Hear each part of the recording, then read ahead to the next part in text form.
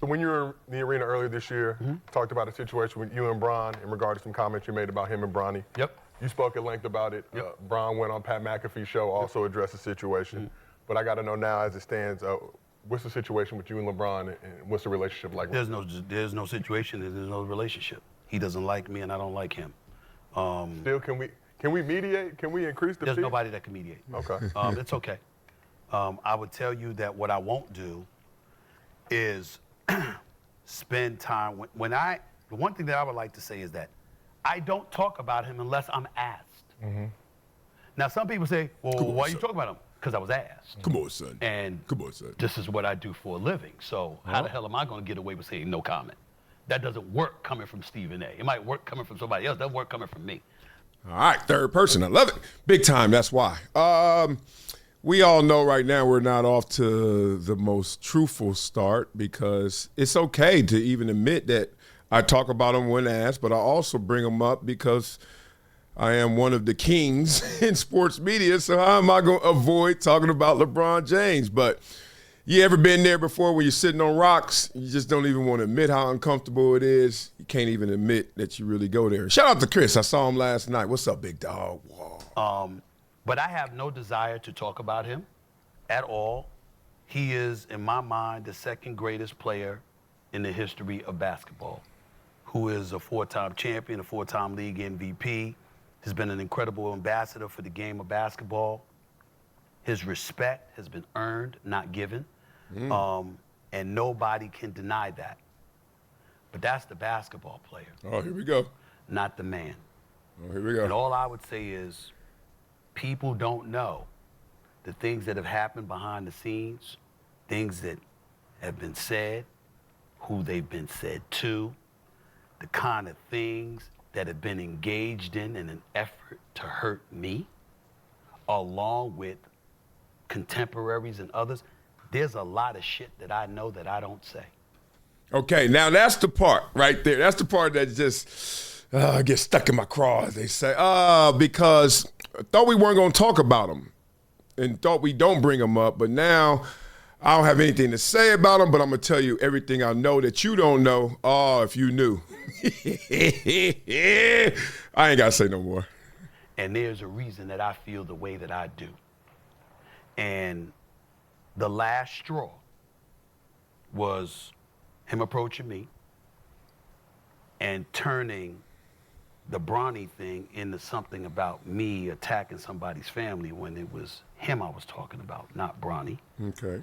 And then to go on the Pat McAfee show, which comes directly on after my show, on the channel that I work on, to insult me. Now, there we go. What my coach say, if you want to know about people, listen to them. They'll tell them themselves. We all knew that was a shot. And that's the shot. That's the one that got you like, dog, I don't want to say nothing about him, but I'm about to just tell you all the anonymous things about him. Yeah, y'all were playing warfare. And as I remember it, beat it up in the comments, Stephen A., after they had the confrontation, which means I confront you and you respond, you didn't respond in the moment, we get it. You're being a professional. But then you got it. You went through them comments. And I'm going to do a video, I think probably tomorrow. Skip Bayless talks about him and Twitter, and he talks about Stephen A. and Twitter and their relationship and how it shaped how they even did the shows and how they treated each other. It's crazy. It's fascinating. So anyway, yeah, we get it, big dog. But then you went on Gil's Arena before he went on Pat McAfee. So peep game. Like, y'all had your moment, you didn't respond properly, so then you go on Gil's Arena, you had on the all black again, and that time was the Nino, and you went at him. Well, that's what we doing, it. So I just like when people admit that's what we doing. people can get into all kind of components that come with it and all of that other stuff. I did. I have nothing to say. I'm a professional. I represent ESPN. I now represent SiriusXM. But most importantly, I represent myself. Okay, we are now entering, I don't know where. You've been talking about him this last few minutes. You've done this before. We all know whether it was Jason Whitlock, you were working at ESPN then, and you went in on Jason Whitlock. The Max Kellerman tour, where it was just like, let's keep beating Max Kellerman up. And that's what kind of raised my eyebrows, because I knew how y'all relationship was and how cool y'all were, to the point where y'all worked together. And then when that man is not responding, you keep going out there and you saying, oh, if y'all gonna give me an inch, I'm gonna take a mile, and defame his character, his persona at least. So here we go again. But now we work. You were working in. What's the difference? I think the difference is, I'll tell you in a second. And I'm never going to denigrate any employer, any partner, or myself by getting into anything excessively, unnecessarily. When it comes to him or anybody else. I'm going to do my job. Come on, I'm man. going to cover the game of basketball. But if I never, ever speak to him again in life, that will be okay. And I'm good with it. And that doesn't, and I want to say, Man. I'm not encouraging anybody else to feel that way about him. His peeps, other people that have a relationship with him, players, executives, coaches, all that stuff, this is me and him. I don't want to influence anybody else's opinion about him. But if we never speak again in life, me and him, I am perfectly fine with that. But I'm man enough where if he ever wanted to speak to me, I would. Huh? I love it. I love it. I love it. Guys always say, man, let's talk man to man. And then it's like, nah, you got to start the conversation. And then I'll come in. That's why I don't go on nobody's shows like that unless you the homie for real. I'm not going on your show for show purposes. I don't do makeup media. I've outgrown that. I'm not laughing at your jokes if they're not funny. You're not going to ask me a question. I get the real answer that will also unveil maybe some of the things you don't want. I just don't do that anymore. So I've been on Gil's Arena, right, obviously. And I know this format, and I love them too much. So that is fine. But this ain't it, what he's saying right now. You just literally, if I didn't know anything about the beef between you and LeBron, you have done enough to slant it in your favor. But you're saying that you ain't going to say nothing about him. Which one is it, big dog? But it wouldn't be the most pleasant conversation, at least initially. And that's just where I stand with it, meaning no disrespect. But there's a lot of things that have happened that he don't know I know. And that was the final straw. So that's where I'm at with it.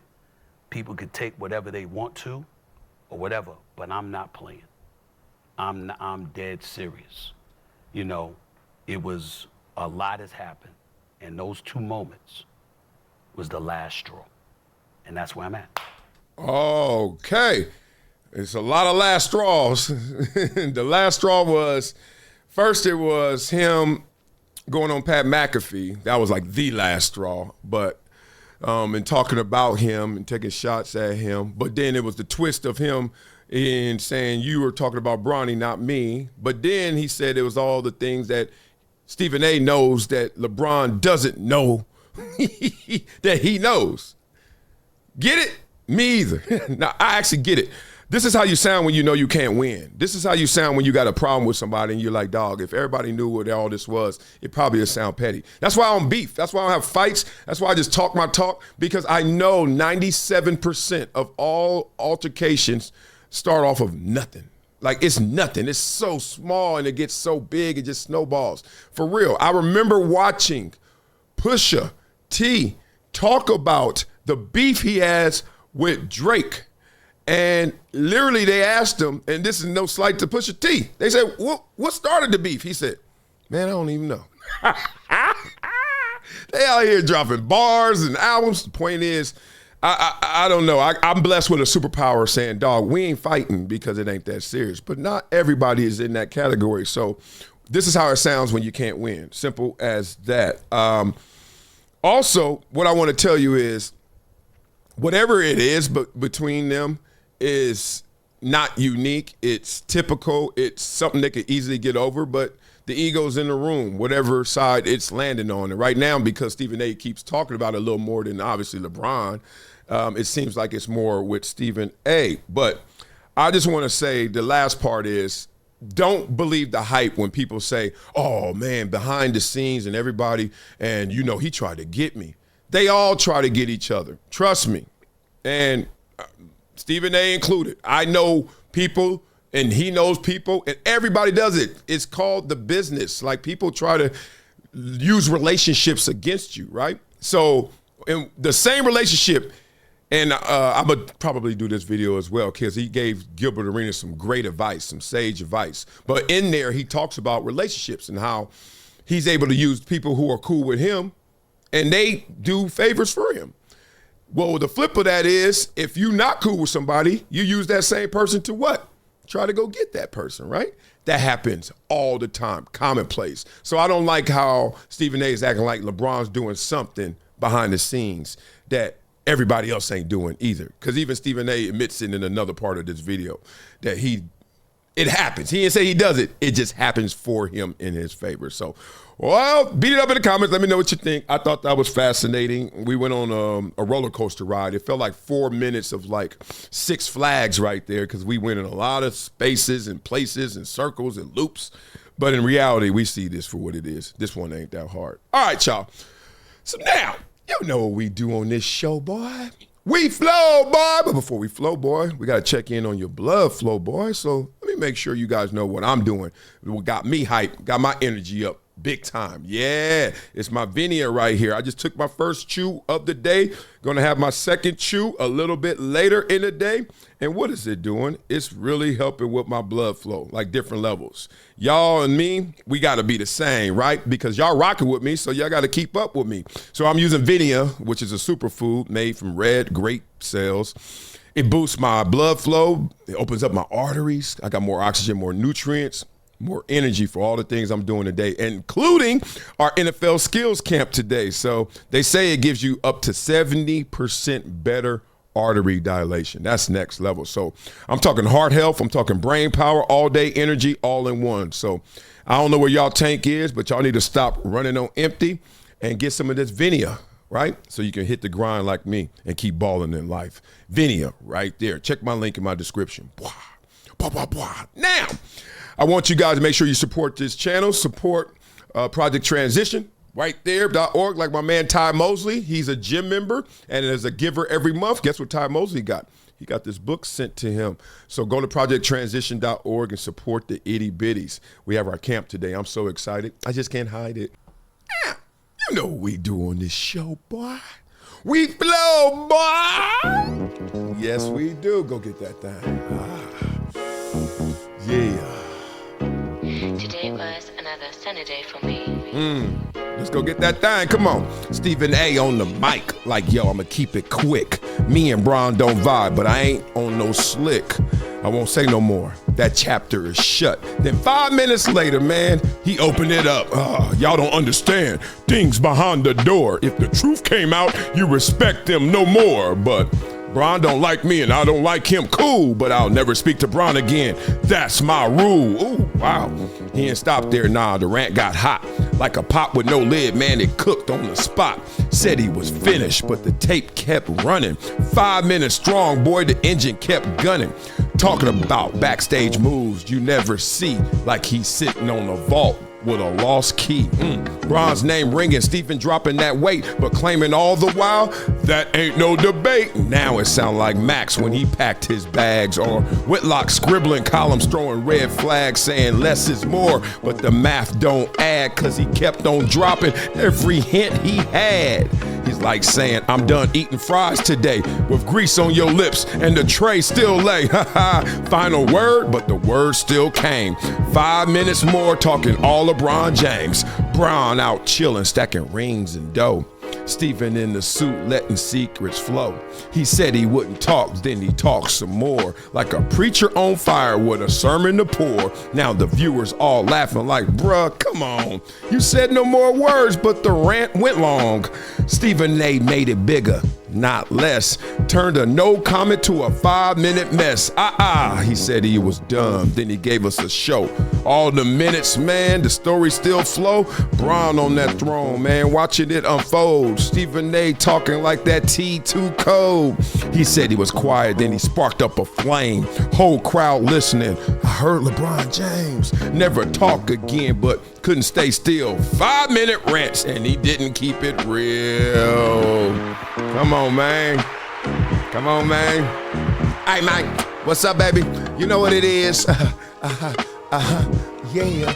Elbows up, boy. Become a gym member with Project Transition. As a giver every month, small gifts have a big impact in creating real change. Not only will you transform lives, you'll also win and unlock once-in-a-lifetime experiences. Join me, Marcellus Wiley, in making a real impact through Project Transition, a global giving community dedicated to uplifting underserved youth with mentorship, education, and access to real opportunities. Your donation doesn't just enter you to win unforgettable prizes and exclusive experiences with myself and other gym members. It fuels our mission to empower the next generation of leaders, dreamers, and game changers. From after-school programs, life skills camps, and career development, every dollar helps unlock potential where it's needed most and where every person makes a world of difference. Give back, win big, be the difference, be greater than your greatest excuse. Support Project Transition today. Become a gym member and help turn obstacles into opportunities.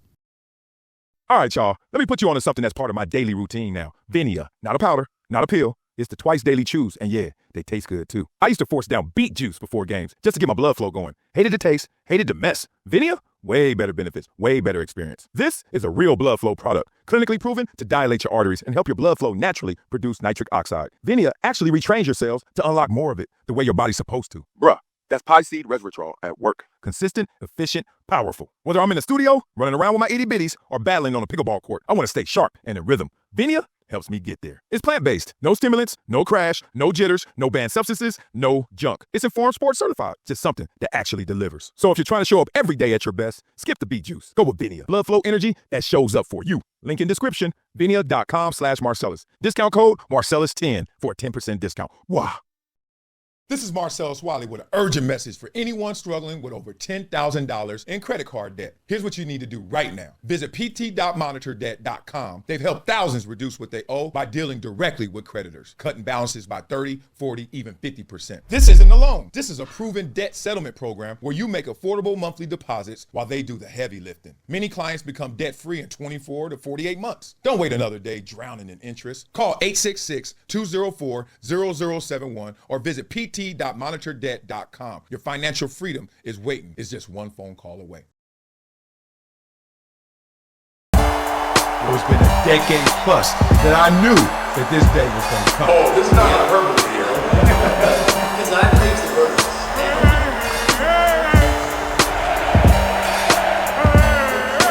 Time to hydrate. Hydration's the situation, so